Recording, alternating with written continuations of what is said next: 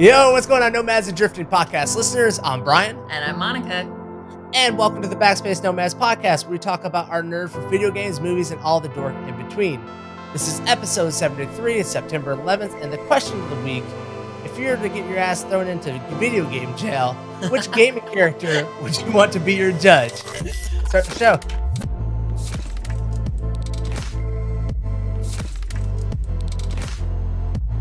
All right, Monica, you were out on a little video game vendor, tearing up the Mushroom Kingdom, painting it red. Now you're in video game court.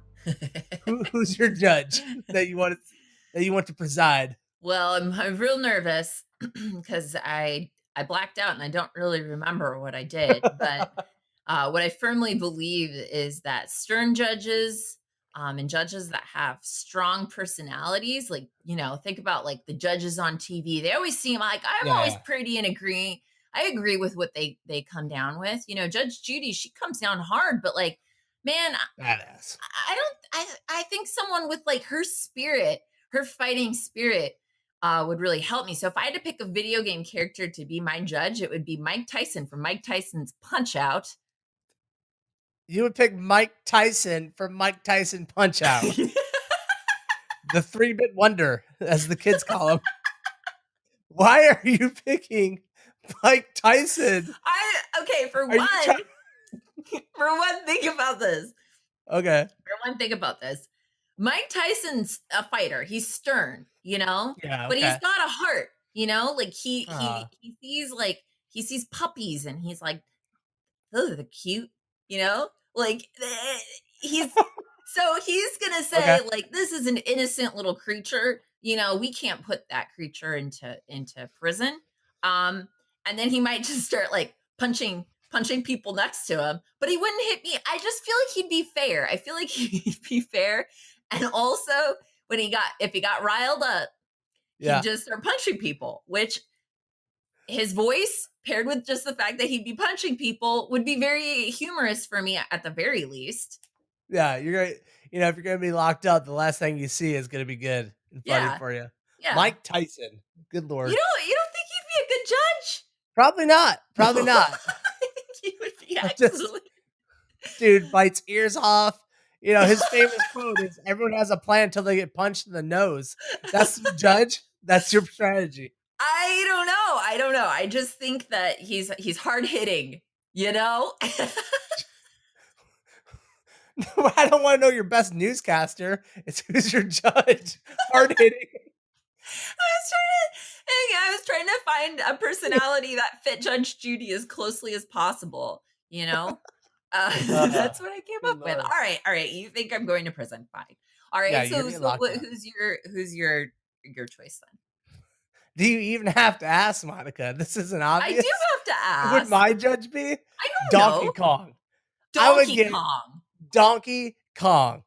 I love that dude. That little beast. First off, he's the only gaming character that makes sure he's going to wear a nice tie while he comes to the courtroom. Oh my God. Right? You're worried about the judge wearing a tie? Yes. Here's why. You know what a tie represents? Order. And Donkey Kong is going to bring order to a courtroom like you wouldn't believe. This dude is banging mallets all day long. He's going to be double fisting the judge hammers. The little judge mallets. There's going to be nothing but order going on. Just oh my gosh. Bop our heads like, this is a good beat right here. I like this. I like what he's doing. And guess what? Donkey Kong started off a criminal himself. You're waving your fingers at me right now. Order. Donkey Kong is a man who started off as a villain. He knows a good redemption story. He is a man that knows justice. That, yes, maybe he started off in a 8-bit world where he was throwing barrels down at a plumber who had no business being in this kingdom. But now he is a star of the courtroom. He is, I don't know how, like he holds the balance of justice in his hand. He lays it down evenly to everybody. Donkey Kong is who you want to see in the courtroom. I can't believe this. Mainly because you came down on me so hard for Mike Tyson, and I don't feel like, I feel like we got two fighters in here. Donkey Kong's a fighter, man. And a lover.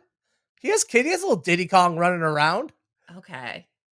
And I'll be honest, I'll put it past Donkey Kong to put together a better sentence than Mike Tyson, okay? So whatever. Guess we got the same type of person. He's a scholar. He just doesn't speak our language. Okay. He does wear a tie. All right. All right. Very All right. fancy. All right. Well, I hope you get your sentencing is kind. Thank you.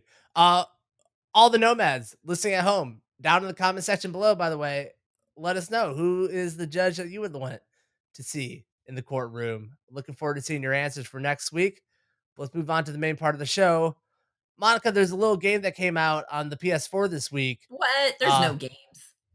It's pretty fantastic. Spider-Man was Oh, released from Insomniac Games. It is becoming the fastest selling game of the year, outpacing God of War. It seems like for the past week or so, the entire gaming world is talking about Spider-Man. What do you know about this little thing? I know that I've seen some gameplay of it and it looks pretty phenomenal. Well, I've played it, Monica, and I'll come here to tell you assuredly it is phenomenal. Oh, is it now?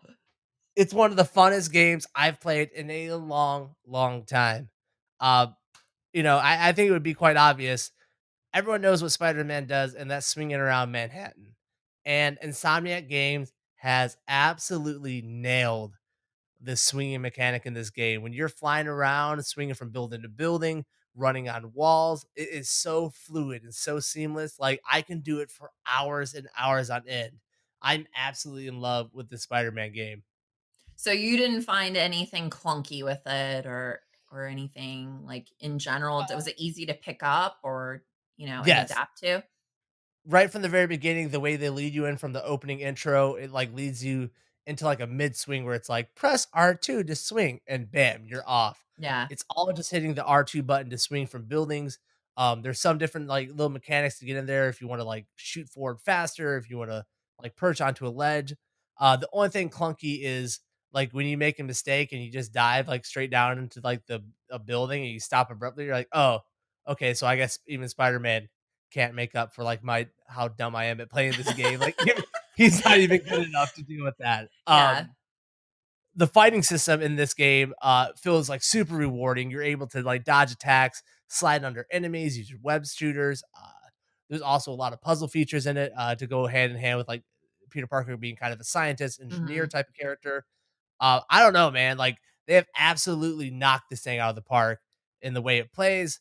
And it's not the easiest thing to make a superhero game. There are tons of superhero games that absolutely fail. Yeah. Mostly the famous one, Superman 64. I think a lot of the X-Men games don't really play that well. There's always these like crossover Marvel games where like it's gonna be like kind of like an XCOM thing. So you're like it's a tactical superhero game for some reason, Yeah. and they don't really work. But like games like Spider-Man and before this like Batman actually like work, and I don't really know why.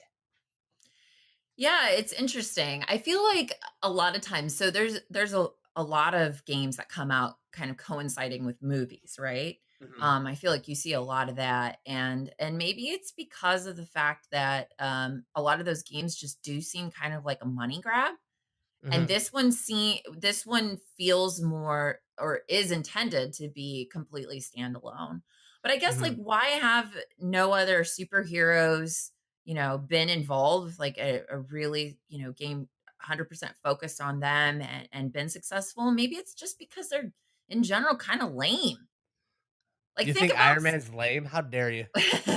well, I'm specifically thinking about Superman, you know? Yeah. But maybe they just haven't been done right. Like, I don't know. I feel like if Superman was treated more like a flight simulator, Mhm. rather Yeah. than just Mhm. derping off in the sky, then it might become more interesting. If the Mhm. actual flight is a huge component of the game, that might be more interesting. But you I don't know, what do you think? What are your thoughts on, why I think it's Batman like and Spider-Man have been so successful?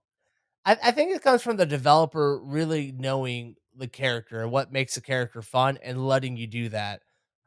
Besides the Superman game, the only other game I remember playing for superheroes that like almost made me just never want to pick one up again. There was an Iron Man game that came out, and it just was not that great. Mhm. I think what most developers do is they kind of put you on this, roller coaster track, and we're gonna go do this mission to this mission, and you can use your powers, and look how cool this is. You get to use this power. What Spider-Man and Batman have really successfully done is, I think, set you into the open world setting. It just feels like you can be Spider-Man in the larger Manhattan area. You can play as Batman and just be inside of Gotham. And Mhm. then you can like pick and use you can use your powers or whatever your tech while you're just roaming around. And you can kind of explore and just kind of like have time to like do your own thing and actually be the character and really just like live through the character and their powers and enjoy yourself. And I think that's the only key to success for both of these games, is that they understand that and they just like lean into it really hard. You know what? That is an interesting idea. I guess there's already so much known about a lot of these characters that it would be really easy to create a game and just capitalize on fan service, Mhm. but not really provide what gamers typically like, which is something a little bit more in depth, something a little bit more unique. You know, Mhm. if you want to see fan service, you can go to the movie. You know, you can Yes. go and you can go watch the films. That's where a lot of fan service happens. You know, and with gaming, you want something, you want to be able to dig in, I think, in general, and find, you know, you want to have adventure. Mhm. And yeah, I guess like the fan service actually might in some ways be bad for comic gaming. Yeah. I agree. Like, when they just try and like create, all they want to do is walk you from one big fan service moment to the next and like how big and huge this is. Mhm, And what Spider-Man's been doing so far, and I can't really speak to its overall story because I'm really not that far into it, but I did play all the way through the Batman Arkham Asylum games. The story is like really strong from there, and I think it might come from maybe the IPs. Like Spider-Man is known for having great characters. Batman is known for having great characters. Like their villains are just good, and like their bench mhm, is deep, and they can build the story around it. So when I think they actually like dive into a good story and not just do those big fan service moments, and when you're living in an open world, one of the strong like things is when you do go through those story elements, you sometimes feel a little bit more impacted by it because like you've been living in Gotham for the past few hours, and now you see these things happening in Gotham instead of you just showing up to a building exploding. You actually went from the Batcave to this building, so now you're feeling the impact of the story because of that. yeah, that's interesting too. So we've actually had this conversation before just about Mhm. open world games in general, and if they're the right direction. Do you think open world for comic heroes is the right direction? I I kinda think that it is. I'm Huh. not the biggest fan of open world games, but Yeah, like you're the one who's been more yeah, argumentative about those than I am. but like here's what, okay, so here's what I love about the superhero being open world is that they have a power set. Like I can't go out and swing from building to building in real life. Yes. Um, in GTA, I can drive my car down the street and kind of know what it's like. There are people who fly planes, there are people who fly helicopters, and like know what it's like to be in that moment and to be Yeah. in that. Whereas, or Red Dead Redemption or The Witcher, like riding a horse, like I know what that feels like. I know what it's like to ride a horse out in the forest and out in the open and the plains, whatever it is. But superheroes, you have an access to a whole unique thing that humans can't do. So putting that into the open world is creating a whole new experience for your mind of like what it would be like to have the Batmobile and a grappling hook and to like really be able to swing through these cities Mhm. like that. I don't know.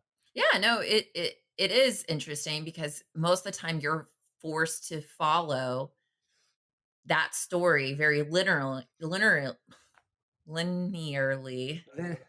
I did it! Uh, when when it comes to, comic book heroes, and so Mhm. opening that up, is more interesting. Yeah. Huh. Alright. Alright. Uh, Also, I just wanna say that I hoped all of our listeners and viewers were imagining you just galloping through the fields with a on a trusty steed with a long uh, flowing mane. Um Monica, you don't even wanna get into the long hair that I used to have in my life, alright? Oh, you've got the long I flowing have the mane? long mane. Oh, Yes. okay. Just two manes flowing in the wind in beautiful scenery. Couple of wild stallions out in the wild together. Oh god. All right, moving on. Xbox has fired back at PlayStation. Recently, PlayStation has made comments that it's Xbox who is holding everyone back from cross-platforming and saying they're the problem. Well, Xbox has fired back. Mike Ybarra has said that Sony still isn't listening to gamers and that all games should be crossplay and the progression is right with the right input flexibility and the gamers options. The larger gaming audience who wants to play together. Gaming is diverse. If you only serve to bring joy to a part of the audience, then you are behind in many ways. Mike Ibarra, I don't think he's being completely forthcoming about this is what we need as gamers right now. So let's talk about a little bit about cross-platforming, Monica. First off, do you think playing cross-platform is important at all? I kind of have to say no. Hmm. My reason for that is because I predominantly play on PC. Okay, So, like a and real gamer. yeah, like a real gamer. But I'm also a person that just tends to accept what's given to me, you know? And so Hmm. if it comes out on PC, I'm excited about it. I also my console of choice is PlayStation. Hmm. And so between those two, I pretty much get everything I need. Hmm. Um so no, I'm not, I guess, really I actually found it kind of strange when Microsoft started putting a lot of their games onto PC. Yeah. I thought that was interesting, but I've also not picked any of those up. So for me personally, I'm not getting a lot from it, but I can see the benefit Hmm. for certain gamers. I personally am not thinking that it's that critical. Yeah, I think I'm right there with you. I think the biggest problem is our friends who don't know how to buy the same consoles together. How many friends do you know that like have separate consoles and they just like argue, I wish we could play together? Why don't people just get together when these new generations come out and say, you know what? We're going Xbox this time. All right, Bill, next time we're gonna go Sony. All right, no problem. Uh I don't think cross play platform is that important. I play a lot of Fortnite. One of the biggest things I hate about Fortnite is that there is cross platform enabled.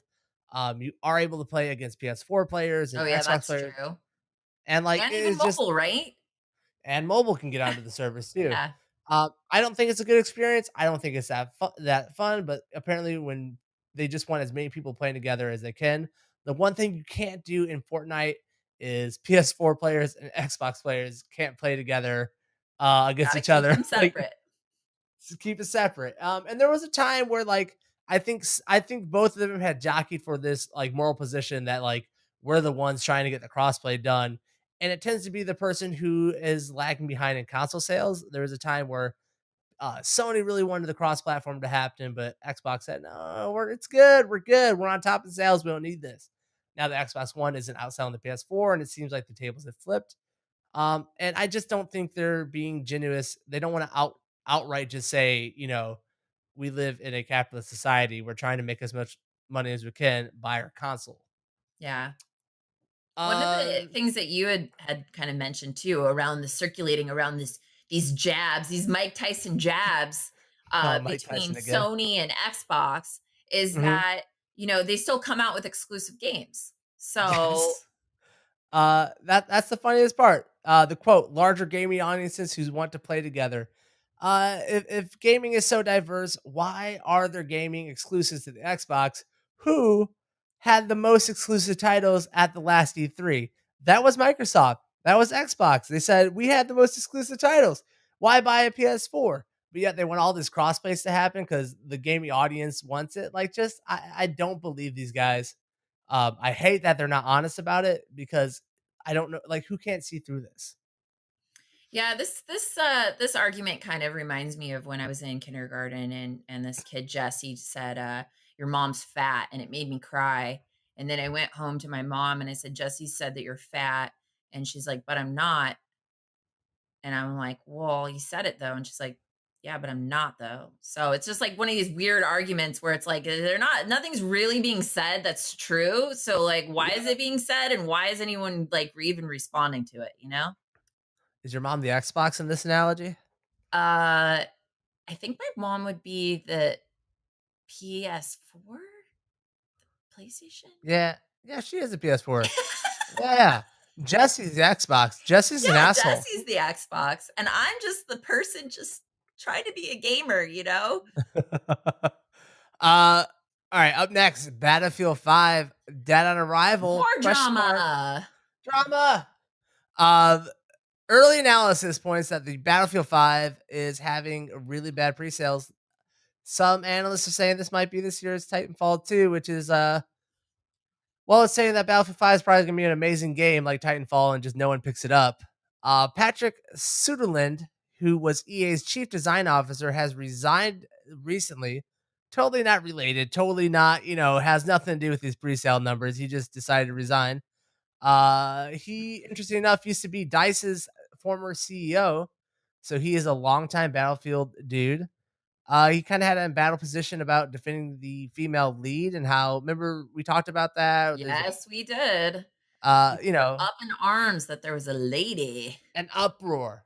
So, what do you think? You think gamers just can't handle females being the lead in a I don't Battlefield game? know. I really hope that's not the case, but people were quite upset about that when that happened. Like when Mhm. there was going to be a female on the cover, that I was actually really surprised at the backlash. And we talked about it on this podcast and kind of made fun of it a little bit. But if Yeah, that's actually relating to the the presale numbers being so low, I think that would be really, really disappointing, specifically just because when we watched the trailer for Battlefield 5, I mean, it was awesome. yeah, it It really looked was. so good, and I was really excited about it. So, if it's not that though, I mean, what do you think might be causing this? Just I think there's fatigue?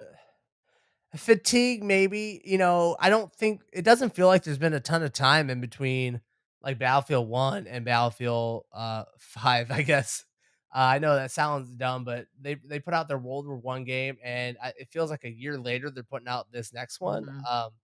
It doesn't feel like the timing is right on it. I know that Call of Duty is finally releasing their next big game, so I think they want to compete with them. That's why they push it out so hard.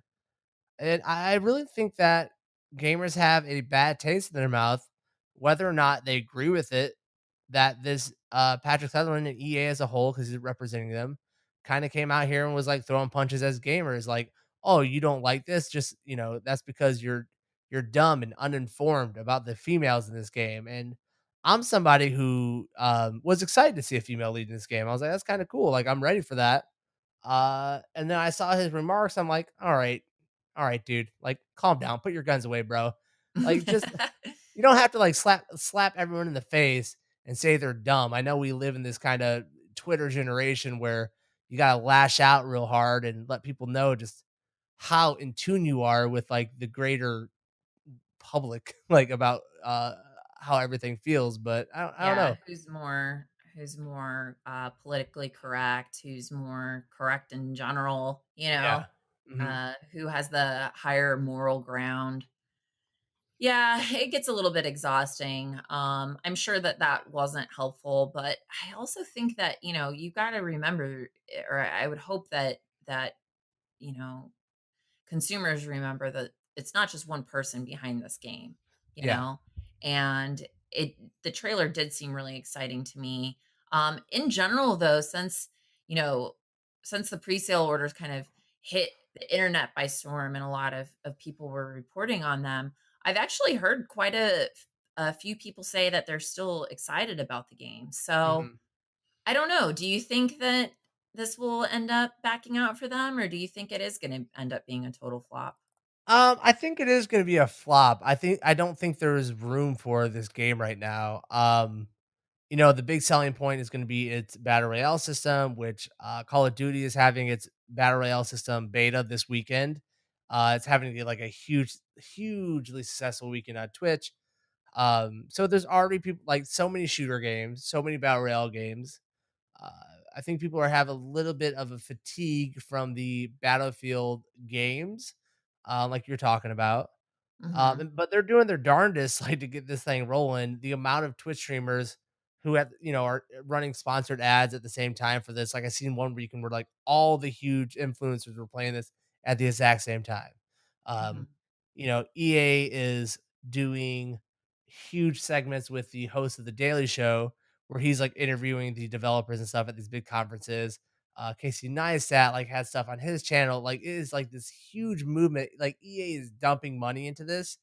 Um, and I don't know if it's going to generate more pre-sales or not, but I'm not looking forward to it. The battle royale system has me intrigued. But I just feel like Battlefield 5 has become this big meme. I saw a image earlier where people it's like these don't look like World War II people. They seem like cosplayers who are going to World War II, and they showed a picture where there was 5 characters in this still, and each one of them either had goggles on their helmet or wearing goggles, and then along with that, each of them had an extra pair of goggles hanging around their neck. What? So, like, it feels like Battlefield 5 is like this meme at this point, Oh, and, no. um I just don't see it happening, man. Like I don't think Battlefield 1 garnered that much continuous play after its initial release.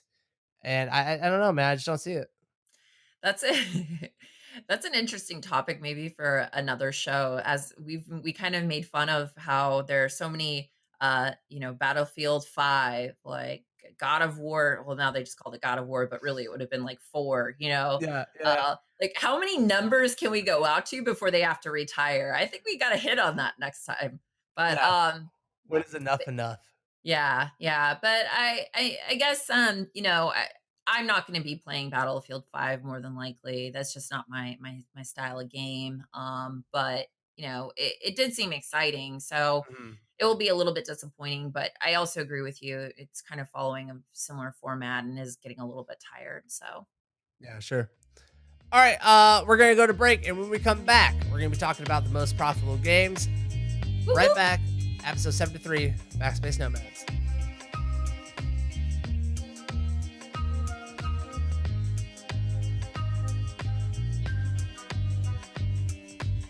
Thank you for sitting through that break, Nomads. Coming back, we're going to be talking about the most profitable games because there's an article from TechCrunch where they reported that Roblox, Roblox! woo, has raised $150 million recently.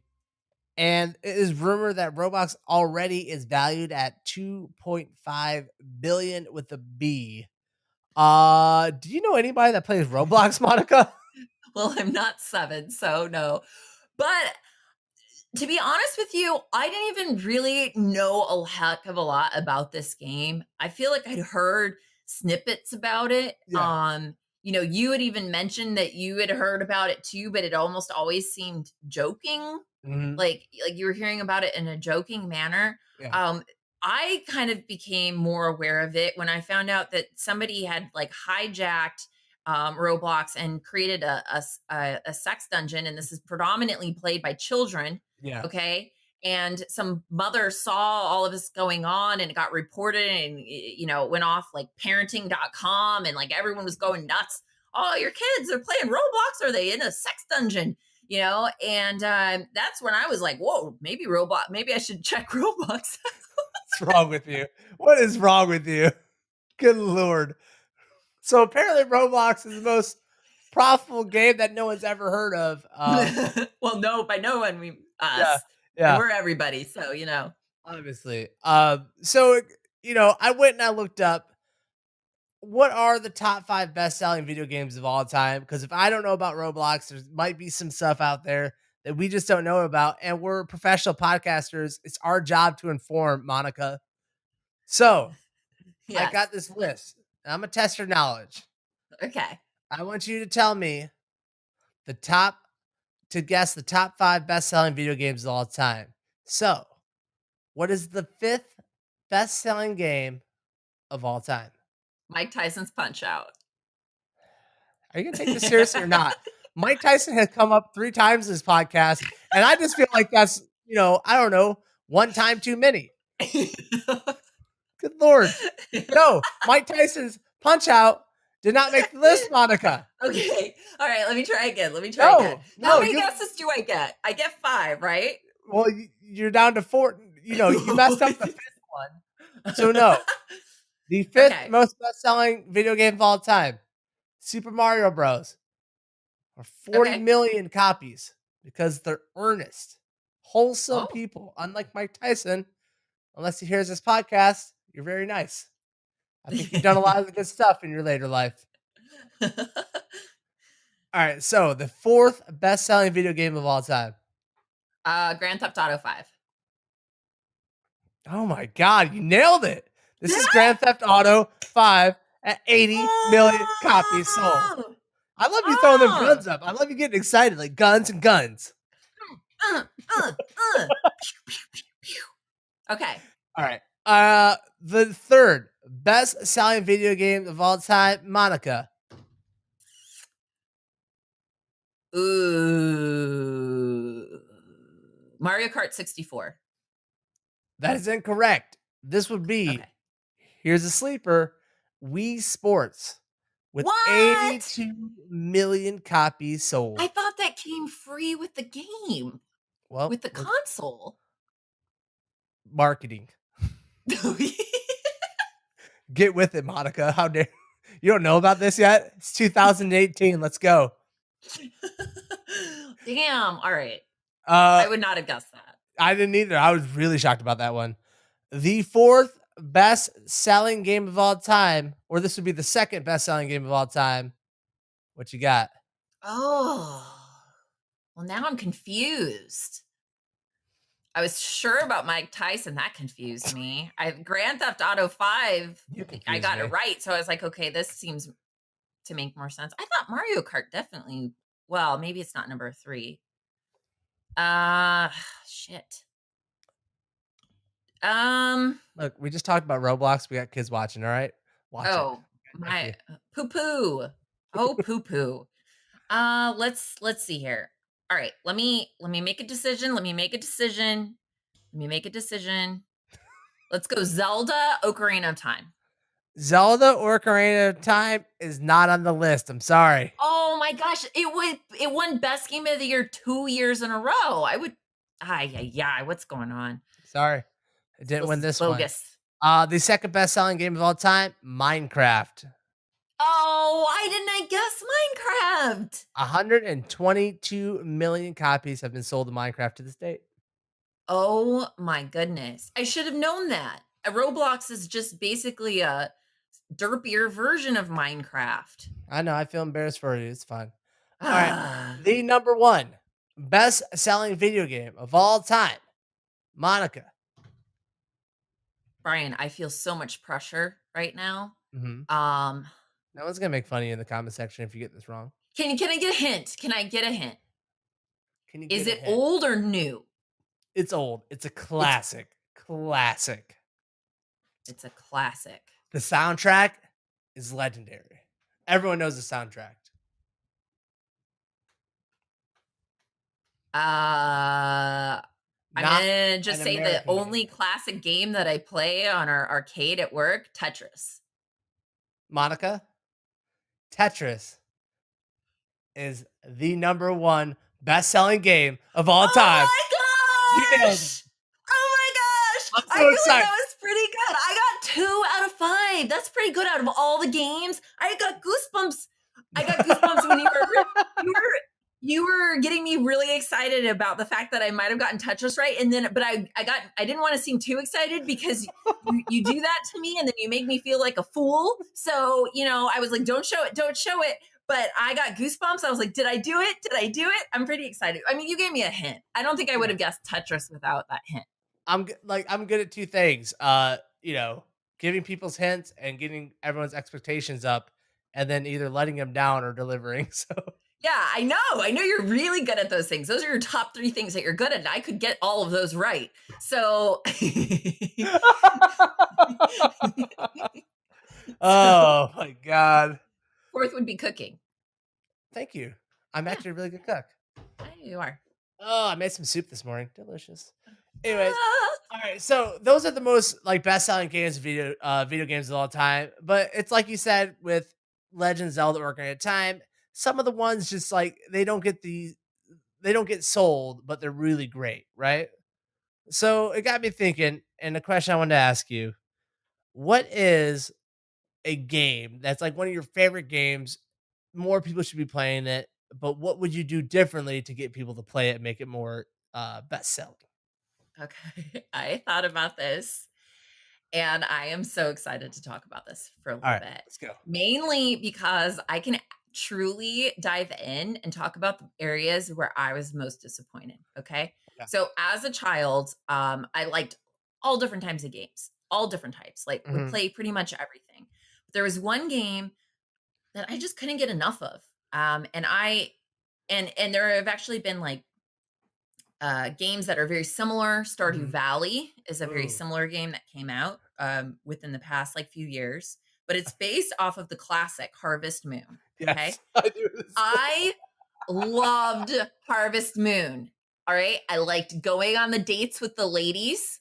I liked whining and dining them. I liked never saying anything. In fact, a while back, I wrote an article for us about the top 5 hunks in gaming. And Yeah, Pete, that's the name of the Harvest Moon character who never says a word, was in my top 5 hunks. I have an affinity for that game. And that game just never really blew up. Like, if we're talking a classic game that belongs number one, it's Harvest Moon, yeah. not Tetris. But there are key things Why are you missing. taking a shot at Tetris? I'm just saying. Okay. Okay. I'm just saying. There are some key elements to Harvest Moon that make it not that exciting to a broader, spectrum of players. Okay. Mhm. And some of those things were very noticeable to me, even as a child. I mean, you can only pick so many weeds on your grandpa's farm before it's just like, what am I doing with my life? And I'm tired of checking on these girls and giving gifts all the time. It Sure, gets a little sure, tedious, right? sure. So there are core concepts that I think are missing. For one, the cutscenes, not so good. Okay. Okay. You get short little tiny cutscenes with the woman that you're pursuing or the women that you're pursuing. They're not super great. The story progression, they need better characters. But beyond all of those cutscenes, because at least it gives you a little bit, it's probably actually Harvest Moon dating is probably the closest to actual real dating you could ever experience. You're just putting a lot of work in, Oh, you're only getting a little bit out. And it's not all that exciting. And it's just like, but you live for those little moments because that's all you're really receiving, right? So this just got so real. It's not even funny. I no. So Okay. so but one thing that I think really happens is after all this work, right? You go Yeah. home and you get to consummate your marriage because eventually in the game you can get married. I don't know what that means. You don't get to watch any of it. Consummate means that you make sweet whoopee. And there is no cutscene for that. Yeah. All right. There's no Witcher 3 lovemaking scene. You're missing out on, you do so much work, so many boring dates you go on for this moment of marriage, and it is over in a flash. There's nothing sexual or sexy about it. And we all know sex sells. They need to show the goods on the wedding night. They need to show Oh, it. Monica, if you bring up God of War right now, you're gonna hit the Monica trifecta. We're not doing it. Like, it would be the pinnacle episode for you, like Harvest Moon, bad sex scenes, and God of War. That would be like the triangle that like completes this podcast, and we'll never make another one again. This is my penguin for the past 73 episodes. It's all coming to this moment. We're gonna get there one day. Mm. You're So- fired up about this. I am, though. I feel very strongly. I feel like I could make Harvest Moon better. Another element that is missing is that there's not a lot of blood and gore in the fighting. There's fighting in Harvest Moon. I thought it was a farming game. You have to go into Okay, Brian, you have to go into the shed and get into where the little gnomes are, and you got to fight things down there because you're in a creepy little area, in a cave type area. Okay, you gotta like run away and things. There is some fighting. You know, you don't just work your muscles out by pulling the weeds and splitting those logs. It's not just for the ladies. Look, I'm not one of the best selling. I didn't pick up a copy of Harvest Moon. I'm part of the problem, so I didn't know this. I'm sorry. I just think that there needs to be more elements of like doom or like some, grotesque. Like if you went into the dungeon and you're ripping freaking heads off of bats and eating them and like, and you're getting a little bit more bloodthirsty down there, or let's just say like you go into and you get some type of disease, some zombie disease, and at night you end up running through the town, and if you run into a girl, it could almost be like you got to run around the town and avoid the girls so they don't see you, because then they're going to lose love points. You got to get married so you can get that sexy sex scene. Anyway, I just have entire plans around this. If anyone wants to contact me, backspacenomads@gmail. I know how to bring Harvest Moon. I know how to sell copies. I can make this number one. Harvest Moon number one. I feel like I've been checked out or put on the bench for the last 8 minutes of this podcast. I love it. I've never seen you like go on a tangent that hard, and I've seen you go on tangents before. You got this thing riled up like you're a mom at like the baseball diamond, and her kid just took like a ball to the face. Like you are fired up about these. Like, I'm excited for you. Oh, I'm gonna tell that other mom. I'm gonna tell that other mom. Your son. I saw your son just poke my child in the face. Oh, I'll get in her face. I don't know, but I'm ready. I'm ready to make Harvest Moon a number one hit. I don't even think we need to fully bring it back. We could keep it in the same like 8-bit, like crummy world. Yeah. But we're just gonna make it sexier and bloodier, and it's gonna take off. I'm in. I'm gonna cut this and send it to Nintendo because we gotta do it now. Well, I'll be honest, Monica, mine's not gonna be as exciting as that. I didn't know you're gonna bring the fire, like smog. What the hell just happened? I feel really passionate about a couple of things. One of those is cheese, and the other one is making Harvest Moon a top hit. Well, one of those is accomplishable, I think. So mine would be Team Fortress 2. It's still out there and it's not selling because I think we should just add stuff from Fortnite to it because Team Fortress. That's going to do it for episode 73 of the Backspace Nomads Podcast. Make sure to like and subscribe to the YouTube channel. If you're an audio listener, make sure you 5-star review this and say whatever you want. Just make sure you got that 5-star review. Okay, get it? We'll be back next week for episode 74 of the Backspace Nomads Podcast. See you guys later. I can't believe you left me 5 seconds. 5 seconds. See you guys later.